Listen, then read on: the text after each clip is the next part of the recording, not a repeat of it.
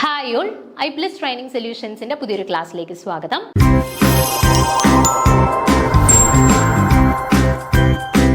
അപ്പം നമ്മൾ set chemistry 2025 ചോദ്യങ്ങളായിരുന്നു discuss ചെയ്തുകൊണ്ടിരുന്നത്. അപ്പം അതിൻ്റെ കണ്ടിന്യൂഷനാണ്. ഇനി നമുക്ക് 30ാമത്തെ ചോദ്യമാണ് ഡിസ്കസ് ചെയ്യാനായിട്ടുള്ളത്. നോക്കുക, one among the following ketones in ethanol had lambda max is equal to 224 nanometer in its UV visible absorption spectrum. Which is it? അപ്പോൾ നോക്കിക്കേ, നമ്മുടെ 4 കീറ്റോൺസിന്റെ സ്ട്രക്ചേഴ്സ് ആണ് ഇവർ കൊടുത്തിട്ടുള്ളത്.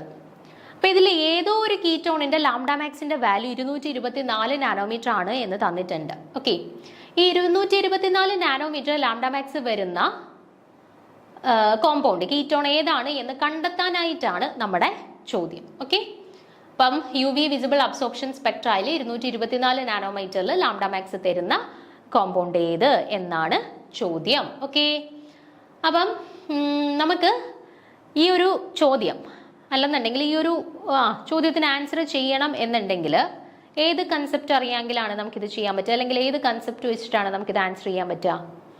നമ്മൾ പഠിച്ചിട്ടുള്ള വുഡ്വേർഡ് ഫിഷർ റൂൾ യൂസ് ചെയ്തിട്ടാണ് നമുക്കിത് കണ്ടുപിടിക്കുക അല്ല. പക്ഷെ നമ്മൾ വുഡ്വേർഡ് ഫിഷർ റൂൾ കൂടുതലായിട്ടും ഡൈൻസിന്റെ കേസിലൊക്കെയാണ് അല്ലെ, ഹോമോനുലാർ ഡൈൻസ്, ഹെട്രോനുലാർ ഡൈൻസിന്റെ ഒക്കെ കേസിലാണ് നമ്മൾ കൂടുതലും ഇതുവരെയുള്ള എക്സാംസിനൊക്കെ വുഡ്വേർഡ് ഫിഷർ റൂളിന്റെ ആപ്ലിക്കേഷൻ ചോദിച്ചിട്ടുള്ളത്. പക്ഷേ ഇത് അതിൽ നിന്ന് വ്യത്യസ്തമായിട്ട് കീറ്റോൺസിന്റെ കേസിലുള്ളതാണ് ചോദിച്ചിട്ടുള്ളത്. കീറ്റോൺസിന്റെ നമ്മൾ പഠിച്ചിട്ടുള്ളതാണ്, പക്ഷെ നമ്മൾ അത്ര കോമൺ ആയിട്ട് അങ്ങ് കീറ്റോൺസിന് വലിയ ഇമ്പോർട്ടൻസ് കൊടുക്കാറില്ലായിരുന്നു. നമ്മൾ ഹോമോനുലാർ ആൻഡ് ഹെട്രോനുലാസിനായിരുന്നു കൂടുതൽ ഇമ്പോർട്ടൻസ് കൊടുത്ത് പഠിച്ചുകൊണ്ടിരുന്നത്. ഓക്കെ, അപ്പോൾ ഇവിടെ പക്ഷേ കീറ്റോൺസിന്റെ തന്നു. കീറ്റോൺസിന്റെ കേസിലുള്ള ലാംഡ മാക്സിന്റെ വാല്യൂ കണ്ടെത്താനായിട്ടാണ് നമ്മുടെ ചോദ്യം. ഓക്കെ, അപ്പോൾ നമുക്ക് ആൻസറിലോട്ട് നേരിട്ട് പോകുന്നതിന് മുൻപ് കീറ്റോൺസുമായിട്ട് റിലേറ്റ് ചെയ്തിട്ട് ഈ ലാംഡ മാക്സ് കണ്ടുപിടിക്കാനായിട്ട് വുഡ്വേർഡ് ഫിഷർ റൂളിൽ പറയുന്ന കുറച്ച് ബേസ് വാല്യൂസ് നമുക്ക് ആദ്യം ഒന്ന് പരിചയപ്പെടാം. ആ ബേസ് വാല്യൂസ് എല്ലാം ഒന്ന് പരിചയപ്പെട്ട ശേഷം നമുക്ക് എന്തിലോട്ട് പോവാം?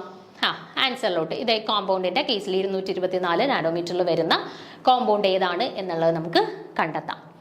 അപ്പോൾ നോക്കിക്കേ, യൂഷ്വലി നമ്മുടെ കോമ്പൗണ്ട്സിൽ ആൽഫ ബീറ്റ അൺസാച്ചുറേറ്റഡ് ആൽഡിഹൈഡ് ആണ് മേജർ ഗ്രൂപ്പായിട്ട് വരുന്നത് എന്നുണ്ടെങ്കിൽ, ആൽഫ ബീറ്റ അൺസാച്ചുറേറ്റഡ് ആൽഡിഹൈഡ്സ് ആണ് മേജർ ഗ്രൂപ്പായിട്ട് വരുന്നതെന്നുണ്ടെങ്കിൽ അവരുടെ ലാംഡ മാക്സിന്റെ ബേസ് വാല്യൂ ആയിട്ട് നമ്മൾ എത്ര സബ്സ്റ്റിറ്റ്യൂട്ട് ചെയ്യണം? 210 നാനോമീറ്റർ. ഇപ്പം നമുക്ക് കീറ്റോണ്ടാണ് ചോദിച്ചത്, അടുത്ത എക്സാമിന് വേണമെങ്കിൽ ഇനി ആൽഡിഹൈഡ് മാറ്റി ചോദിക്കുക. അപ്പോൾ ഓർത്ത് വെച്ചേക്കാം, ആൽഫ ബീറ്റ അൺസാച്ചുറേറ്റഡ് ആൽഡിഹൈഡ് ആണ് മേജർ ബേസ് കോമ്പൗണ്ട് ആയിട്ട് വരുന്നത് എന്നുണ്ടെങ്കിൽ അവരുടെ ബേസ് വാല്യൂ കൊടുക്കേണ്ടത് 210 നാനോമീറ്റർ എന്നാണ്. ഇനി ആൽഫ ബീറ്റ അൺസാച്ചുറേറ്റഡ് ആയിട്ടുള്ള കാർബോക്സിലിക് ആസിഡ് അല്ലെങ്കിൽ എസ്റ്റേഴ്സ് ആണ് നമുക്ക് തന്നിട്ടുള്ളത് എങ്കിൽ, ഓക്കെ, ആൽഡിഹൈഡ് ആണെങ്കിൽ 210 നാനോമീറ്റർ കൊടുത്തു. ഇനി ആൽഫ ബീറ്റ അൺസാച്ചുറേറ്റഡ് ആയിട്ടുള്ള കാർബോക്സിലിക് ആസിഡ് അല്ലെങ്കിൽ എസ്റ്റേഴ്സ് ആണ് വരുന്നത് എന്നുണ്ടെങ്കിൽ എത്ര കൊടുത്താൽ മതി? 195 നാനോമീറ്റർ ബേസ് വാല്യൂ കൊടുത്താൽ മതി കേട്ടോ. 195 നാനോമീറ്റർ ബേസ് വാല്യൂ കൊടുത്താൽ മതി. ഇനി സൈക്ലിക് ആയിട്ടുള്ള ആൽഫ ബീറ്റ അൺസാച്ചുറേറ്റഡ് കീറ്റോൺസ് ആണ് എന്നുണ്ടെങ്കിൽ, അസൈക്ലിക് ആയിട്ടുള്ള ആൽഫ ബീറ്റ അൺസാച്ചുറേറ്റഡ് കീറ്റോൺസ് ആണ് എന്നുണ്ടെങ്കിൽ 215 നാനോമീറ്റർ കൊടുത്താൽ മതി കേട്ടോ. അസൈക്ലിക് ആയിട്ടുള്ള ആൽഫ ബീറ്റ അൺസാച്ചുറേറ്റഡ് കീറ്റോൺസ് ആണ് എന്നുണ്ടെങ്കിൽ 215 നാനോമീറ്റർ സബ്സ്റ്റിറ്റ്യൂട്ട് ചെയ്യണം. ഇനി സൈക്ലിക് ആയിട്ടുള്ള ആൽഫ ബീറ്റ അൺസാച്ചുറേറ്റഡ് കീറ്റോൺസ് ആണ് എന്നുണ്ടെങ്കിൽ അത് 6 മെമ്പേർഡ് ആണോ 5 മെമ്പേർഡ് ആണോ എന്ന് നോക്കിയിട്ട് വാല്യൂസ് സബ്സ്റ്റിറ്റ്യൂട്ട് ചെയ്യുക. 6 മെമ്പേർഡ് ആയിട്ടുള്ള ഒരു റിങ്ങിലാണ്, അതായത് ഇപ്പം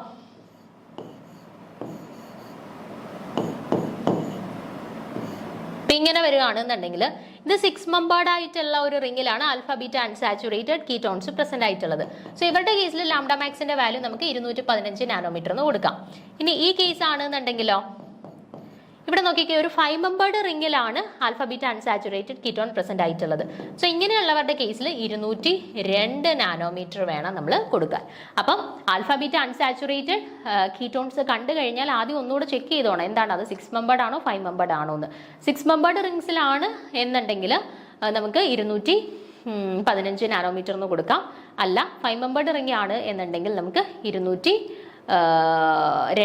നാനോമീറ്റർ എന്ന് കൊടുക്കാം. ഓക്കെ, ഇനി ഇൻക്രിമെന്റ്സ്, അഡീഷണൽ ആയിട്ട് വരുന്ന ഇൻക്രിമെന്റ്സ് എന്തൊക്കെയാണ്, അതിന്റെ കറസ്പോണ്ടിങ് ആയിട്ട് എന്തൊക്കെ വാല്യൂസ് കൊടുക്കാം എന്നുള്ളത് നോക്കാം.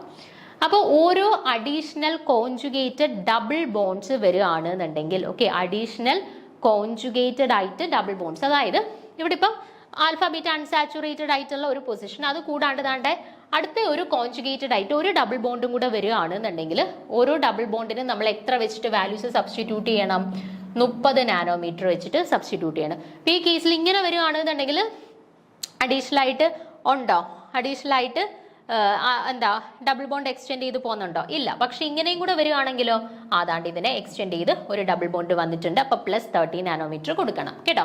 അപ്പോൾ for each additional conjugated double bond, ഓരോ അഡീഷണൽ കോൺജുഗേറ്റഡ് ഡബിൾ ബോണ്ട്സ് വരുമ്പോഴും അവർക്ക് 30 നാനോമീറ്റർ വെച്ചിട്ട് ആഡ് ചെയ്ത് കൊടുക്കണം. ദെൻ ഓരോ എക്സോസൈക്ലിക് ഡബിൾ ബോണ്ട്സ് വരുമ്പോഴും എന്ത് കൊടുക്കണം? ഓരോ എക്സോസൈക്ലിക് ഡബിൾ ബോണ്ട്സിനും 5 നാനോമീറ്റർ വെച്ചിട്ട് ആഡ് ചെയ്ത് കൊടുക്കണം. ഇനി എന്താണ് എക്സോസൈക്ലിക് ഡബിൾ ബോണ്ട്സ് എന്ന് പറഞ്ഞാൽ? എക്സോസൈക്ലിക് ഡബിൾ ബോണ്ട്സ് എന്ന് പറയുമ്പോഴത്തേന് ഇപ്പൊ നോക്കിക്കേ, ഇവിടോട്ട്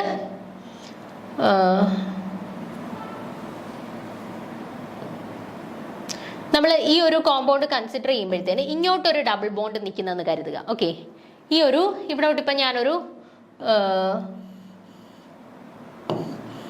ഓക്കെ ഇങ്ങനെ ഒരു കോമ്പൗണ്ട് കൺസിഡർ ചെയ്യുന്ന സമയത്ത് നോക്കിക്കേ, ഈ റിങ്ങിൽ നിന്നും ഡയറക്ട്ലി വെളിയിലോട്ട് ഒരു ഡബിൾ ബോണ്ട് അറ്റാച്ച് ചെയ്ത് നിൽക്കുന്നുണ്ട്. അത് സത്യത്തിൽ അത് തൊട്ടടുത്തുള്ള റിങ്ങിന്റെ ഡബിൾ ബോണ്ടിന്റെ പാർട്ടാണ്. പക്ഷെ നമ്മൾ ഈ റിങ്ങുമായിട്ട് കമ്പയർ ചെയ്ത് നോക്കുമ്പോൾ ആ റിങ്ങിൽ നിന്നും വരുന്ന ഒറിജിനേറ്റ് ചെയ്യുന്ന ഒരു ഡബിൾ ബോണ്ടാണ് അല്ലെ. അപ്പൊ അങ്ങനെ വരികയാണെന്നുണ്ടെങ്കിൽ നമുക്ക് എന്ത് പറയാം? ഒരു എക്സോസൈക്ലിക് ഡബിൾ ബോണ്ട്സ് ഉണ്ട് എന്ന് പറയാം. അങ്ങനെ എക്സോസൈക്ലിക് ഡബിൾ ബോണ്ട്സ് ഉണ്ട് എന്നുണ്ടെങ്കിൽ അവരുടെ ഇൻക്രിമെന്റ് ആയിട്ട് നമ്മൾ എത്ര കൊടുക്കണം? 5 നാനോമീറ്റർ വെച്ചിട്ട് ആഡ് ചെയ്ത് കൊടുക്കണം. ഇനി ഹോമോ അനുലാർ ഡൈൻസ് ആണ്. ഹോമോ അനുലാർ ഡൈൻസ് ഇതിനെ അറ്റാച്ച് ചെയ്തിട്ടുണ്ട് എന്നുണ്ടെങ്കിൽ ഏതെങ്കിലും ഹോമോ അനുലാർ ഡൈൻ. ഇനി എന്താണ് ഈ ഹോമോ അനുലാർ ഡൈൻസ്? ഹോമോ അനുലാർ ഡൈൻസ് എന്ന് പറയുമ്പോൾ നമ്മൾ കൺസിഡർ ചെയ്യുന്ന ആ ഒരു റിങ്ങിൽ തന്നെ ആയിരിക്കും 2 ഡബിൾ ബോൺസും വരുന്നതെങ്കിൽ നമ്മൾ അതിനെ ഹോമോ അനുലാർ ഡൈൻസ് എന്ന് വിളിക്കുന്നു. ഇനി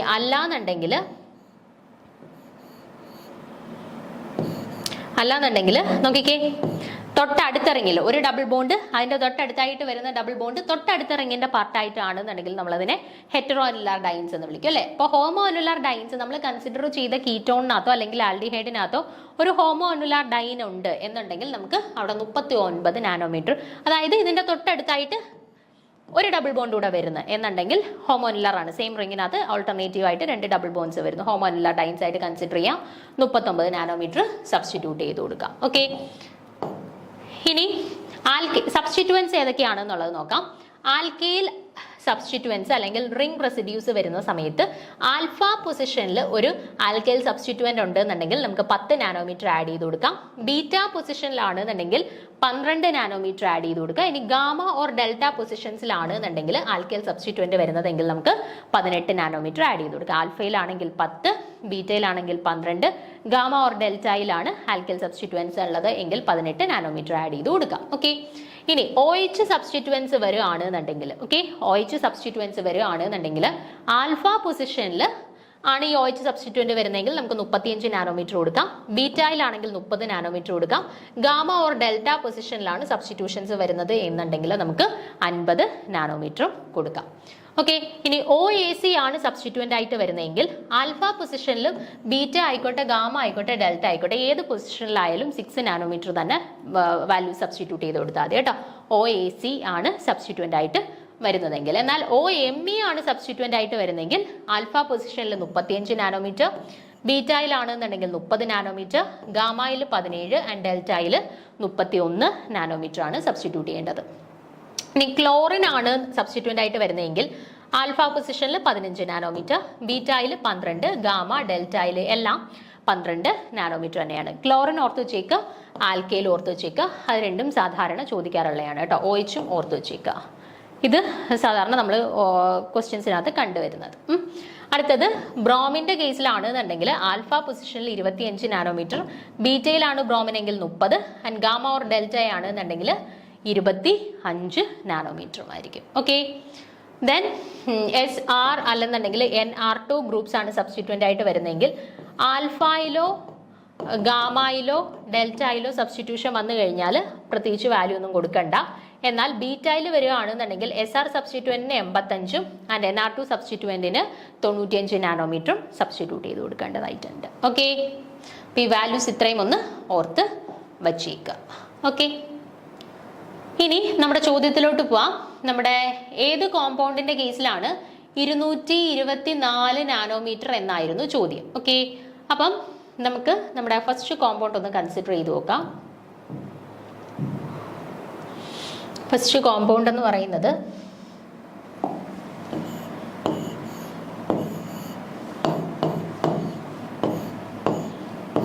ഇതായിരുന്നു നമ്മുടെ ഫസ്റ്റ് കോമ്പൗണ്ട്. ഓക്കെ, ഈ കോമ്പൗണ്ടിന്റെ കറസ്പോണ്ടിങ് ആയിട്ടുള്ള ലാംഡ മാക്സിന്റെ വാല്യൂ നമുക്കൊന്ന് കണ്ടുപിടിച്ച് നോക്കാം. നോക്കിക്കേ, ഇത് കീറ്റോൺ ആണല്ലേ, സി ഡബിൾ ബോണ്ട് ഓയിന്റ് കീറ്റോൺ ആണ്. ഇനി ആൽഫ ബീറ്റ അൺസാച്ചുറേറ്റഡ് കീറ്റോൺസ് ആണ്. നോക്കിക്കേ, ആൽഫ പൊസിഷനിൽ ബീറ്റ പൊസിഷനിൽ ഒരു അൺസാച്ചുറേഷൻ ഉണ്ട്, ഡബിൾ ബോണ്ട് ഉണ്ട്. അപ്പോൾ ഇത് ആൽഫ ബീറ്റ അൺസാച്ചുറേറ്റഡ് കീറ്റോൺ ആണ്. ഇനി ഇത് 6 മെമ്പേർഡ് ആണോ 5 മെമ്പേർഡ് ആണോ? 5 മെമ്പേർഡ് ആണ്. 5 മെമ്പേർഡ് ആൽഫ ബീറ്റ അൺസാച്ചുറേറ്റഡ് ആയിട്ടുള്ള കീറ്റോൺസ് ആണ് എന്നുണ്ടെങ്കിൽ നമ്മൾ എത്രയാ വാല്യൂ കൊടുക്കേണ്ടതെന്ന് പഠിച്ചത്? 202 നാനോമീറ്റർ എന്നാണ് നമ്മൾ പഠിച്ചത്. ഓക്കെ, അപ്പോൾ 202 നാനോമീറ്റർ എന്ന് കിട്ടി. ഇനി സബ്സ്റ്റിറ്റ്യൂഷൻസ് ഉണ്ടോ എന്ന് നോക്കണം. ഓക്കെ, ആൽഫ പൊസിഷൻസിലും ബീറ്റ പൊസിഷൻസിലും ഗാമയിലും ഡെൽറ്റയിലും ഒക്കെ സബ്സ്റ്റിറ്റ്യൂഷൻ ഉണ്ടോ എന്ന് നോക്കുക. അപ്പോൾ ആദ്യം ഇതിന്റെ alpha beta gamma delta positions എന്തൊക്കെയാണ്? ഇതിന്റെ തൊട്ടടുത്ത് വരുന്ന പൊസിഷൻ ആൽഫ, ഇത് തൊട്ടടുത്ത ഇത് ബീറ്റ, ഇത് ഗാമ, ഇത് ഡെൽറ്റ പൊസിഷൻ. അപ്പോൾ ആൽഫ പൊസിഷനിലും ബീറ്റ പൊസിഷൻസിലും ഓരോരോ സബ്സ്റ്റിറ്റ്യൂഷൻസ് ഉണ്ട് അല്ലേ? അത് ഏത് സബ്സ്റ്റിറ്റ്യൂഷൻസ് ആണ്? നോക്കിക്കേ, ആൽക്കൈൽ സബ്സ്റ്റിറ്റ്യൂവൻസ് ആണ് അല്ലേ? ഇവിടെ CH3 എന്നായിരിക്കും വരുന്നത് അല്ലേ? അപ്പോൾ ആൽക്കൈൽ സബ്സ്റ്റിറ്റ്യൂവൻസ് ആണ് ആൽഫ പൊസിഷനിലും ബീറ്റ പൊസിഷനിലും വന്നിട്ടുള്ളത്. നമ്മൾ പഠിച്ചു, ആൽഫ പൊസിഷനിൽ ഒരു ആൽക്കൈൽ സബ്സ്റ്റിറ്റ്യൂവൻറ്റ് വന്നു കഴിഞ്ഞാൽ 10 നാനോമീറ്ററിന് ലാംഡ മാക്സിന് കറസ്പോണ്ടിങ് ആയിട്ട് കൊടുക്കേണ്ടി വരും. ആൻഡ് ബീറ്റ പൊസിഷനിൽ ഒരു ബീറ്റ പൊസിഷനിൽ ഒരു ആൽക്കൈൽ സബ്സ്റ്റിറ്റ്യൂവൻറ്റ് വരുവാണെന്നുണ്ടെങ്കിൽ 12 നാനോമീറ്ററും സബ്സ്റ്റിറ്റ്യൂട്ട് ചെയ്യേണ്ടതായിട്ട് വരുമെന്ന് പറഞ്ഞു. ഓക്കെ, വേറെ വല്ലതും ഉണ്ടോ? എക്സോസൈക്ലിക് ഡബിൾ ബോൺസോ മറ്റെന്തെങ്കിലും കാര്യങ്ങളുണ്ടോ ഇവിടെ? ഇല്ല. അപ്പൊ നമുക്ക് ആഡ് ചെയ്യുന്ന സമയത്ത് എന്തിനൊക്കെ ആഡ് ചെയ്താൽ മതി? ബേസ് വാല്യൂ 202, ദെൻ ആൽഫയിലുള്ള സബ്സ്റ്റിറ്റ്യൂഷൻ 10, ബീറ്റയിലുള്ള സബ്സ്റ്റിറ്റ്യൂഷൻ 12. അപ്പൊ ടോട്ടൽ എന്ത് വന്നു വാല്യൂ? 224 നാനോമീറ്റർ എന്ന് വന്നു. നമ്മളുടെ ചോദ്യം അതായിരുന്നല്ലോ, 224 നാനോമീറ്റർ ലാംഡ മാക്സ് വരുന്നത് ആർക്ക്? ഫസ്റ്റ് കോമ്പൗണ്ട് എടുത്തിട്ട് നമ്മൾ വാല്യൂ നോട്ട് ചെയ്ത സമയത്ത് നമുക്ക് എന്ത് കിട്ടി? 224 നാനോമീറ്റർ കിട്ടി. സോ ഓപ്ഷൻ എ ആണ് കറക്റ്റ് ആൻസർ. ബാക്കി ഇനിയും ചെയ്ത് നോക്കേണ്ട ആവശ്യമില്ലല്ലോ. നിങ്ങൾ വെറുതെ വേണം എന്നുണ്ടെങ്കിൽ ഒന്ന് ചെയ്ത് നോക്കുക. വേറെ ഒരു ഓപ്ഷൻസിന് നമുക്ക് 224 നാനോമീറ്റർ കിട്ടത്തില്ല കേട്ടോ. ഓപ്ഷൻ എയുടെ കേസിൽ മാത്രമേ നമുക്ക് അത് കിട്ടുള്ളൂ. അത് നിങ്ങൾക്ക് വേണമെങ്കിൽ ഒന്ന് ചെക്ക് ചെയ്ത് നോക്കുക. എന്തുകൊണ്ടാണ് വ്യത്യാസം വന്നത്? ഇപ്പൊ ഇവിടുത്തെ കേസ് എടുത്തു കഴിഞ്ഞാൽ ഇവിടെ ആൽഫ പൊസിഷനിൽ ബീറ്റ പൊസിഷനിൽ ആൽഫയിലും ബീറ്റ പൊസിഷനിലും സബ്സ്റ്റിറ്റ്യൂഷൻ വന്നിട്ടുണ്ട്. പക്ഷെ ഡബിൾ ബോണ്ട് വന്നിട്ടുള്ളത് ആൽഫ ബീറ്റ അൺസാച്ചുറേറ്റഡ് ആയിട്ടുള്ള ഡബിൾ ബോണ്ട് ആണോ? അല്ല, ബീറ്റ ഗാമ അൺസാച്ചുറേറ്റഡ് ആയിട്ടുള്ള ഡബിൾ ബോണ്ട് ആണ് വന്നിട്ടുള്ളത്. ഇവിടെ ആൽഫ ബീറ്റ പൊസിഷനിൽ അൺസാച്ചുറേഷൻ വന്നിട്ടുണ്ട്, പക്ഷെ സബ്സ്റ്റിറ്റ്യൂഷൻ വന്നിട്ടുള്ളത് വേറെ പൊസിഷൻസിലായിട്ടാണ്. അങ്ങനെ മാറ്റങ്ങൾ വരുന്നത് കൊണ്ട് തന്നെ നമ്മൾ ഇവരുടെ വാല്യൂസ് നോക്കിക്കഴിഞ്ഞാൽ 224 നാനോമീറ്റർ എന്ന് പറയുന്നത് ഓപ്ഷൻ എക്ക് മാത്രമേ കിട്ടുള്ളൂ. സോ ഓപ്ഷൻ എ ആണ് ഇവിടെ കറക്റ്റ് ആൻസർ ആയിട്ട് വരുന്നത്. ഓക്കെ, ഇനി അടുത്ത ചോദ്യം നോക്കിക്കേ. Find the reagent used for the following conversion. അപ്പോൾ ഇവിടെ ഒരു റിയാക്ഷൻ തന്നിട്ടുണ്ട്. ഈ റിയാക്ഷൻ അല്ലെങ്കിൽ ഈ ഒരു കൺവേർഷൻ നടത്തുന്നതിന് വേണ്ടിയിട്ട് നമുക്കിവിടെ ഏത് റിയേജന്റ്, ഇവിടെ ബെൻസീനിന്റെ പ്രസൻസിലാണ് 80 ഡിഗ്രി സെൽഷ്യസ് യൂസ് ചെയ്യുന്നു എന്നൊക്കെ തന്നിട്ടുണ്ട്. ഇവിടെ റിയേജന്റ് ആയിട്ട് ആരെ യൂസ് ചെയ്ത് കഴിഞ്ഞാൽ ഇയാളെ നമുക്ക് ഇയാളായിട്ട് കൺവേർട്ട് ചെയ്യാം, ഈ ഒരു കൺവേർഷൻ നടക്കും എന്നാണ് ചോദ്യം. 4 ഓപ്ഷൻസും കൊടുത്തിട്ടുണ്ട്. ഓക്കെ, അപ്പൊ നമുക്ക് ആ റിയാക്ഷൻ ആദ്യം ഒന്ന് പരിചയപ്പെടാം, എന്നിട്ട് നോക്കാം. The reagent used for the conversion of 2,3-dichloro-5,6-dicyano-1,4-benzoquinone. This reagent is commonly used for the hydrogenation of cyclic ethers and related compounds. അപ്പോൾ നോക്കിക്കേ, ഏത് റിയേജന്റ് യൂസ് ചെയ്ത് കഴിഞ്ഞാൽ നമുക്കിവിടെ കൺവേർഷൻ നടത്താൻ പറ്റും? തന്നിട്ടുള്ളത് പോലെ ഒരു കൺവേർഷൻ നടത്താനായിട്ട് പറ്റും. 2,3-dichloro-5,6-dicyano-1,4-benzoquinone. ഇതാണ്ടേ ഈ കൊടുത്തിട്ടുള്ള കോമ്പൗണ്ട്സ്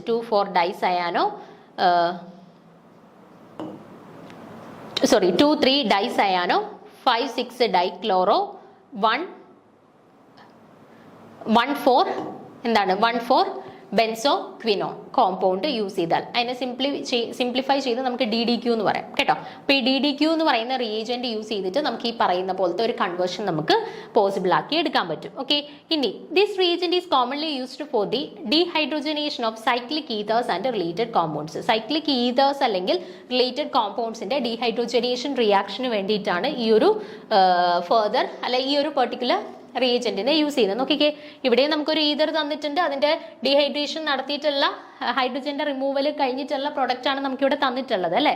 അപ്പം ഈതേഴ്സിനെ ഡീഹൈഡ്രേഷൻ നടത്തിയിട്ട് അതിന്റെ പ്രൊഡക്റ്റ് കിട്ടണമെങ്കിൽ നമ്മൾ ഇഫക്റ്റീവായിട്ട് യൂസ് ചെയ്യുന്ന ഒരു റിയേജന്റ് ആണ് DDQ എന്ന് പറയുന്നത് കേട്ടോ. DDQ എന്ന് പറയുന്നത്. And the mechanism of the reaction involves the following steps. ആദ്യത്തെ സ്റ്റെപ്പിൽ എന്താണ്? DDQ act as a hydrogen acceptor abstracting a proton from the substrate. First step ആയിട്ട് എന്ത് ചെയ്യുന്നു? ഈ DDQ എന്ന് പറയുന്നത് ഒരു പ്രോട്ടോൺ ആക്സെപ്റ്റർ ആണ്. സോ എന്ത് ചെയ്യുന്നു? ഇവരൊരു പ്രോട്ടോണിനെ ആക്സെപ്റ്റ് ചെയ്യുന്നു. എവിടെ നിന്നാണ്? ഈ ഡബിൾ ബോണ്ട് ഇവിടെ നിന്നുള്ള ഒരു ഹൈഡ്രജനെ ഒരു പ്രോട്ടോണിനെ അബ്സ്ട്രാക്ട് ചെയ്യുന്നു.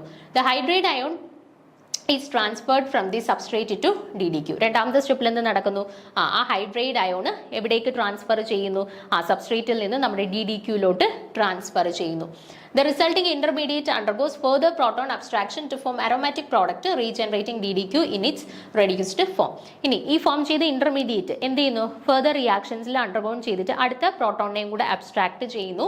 അടുത്ത പ്രോട്ടോണിനെയും കൂടെ അബ്സ്ട്രാക്ട് ചെയ്ത് റിയാക്ഷൻസ് കംപ്ലീറ്റ് ചെയ്ത് കഴിയുമ്പോഴത്തേന് DDQനെ ഫർദർ റീജനറേറ്റ് ചെയ്യുന്നു. അപ്പോൾ ഇൻ എഫക്ട് നിങ്ങൾ ഇത്ര ഓർത്തിരുന്നാൽ മതി.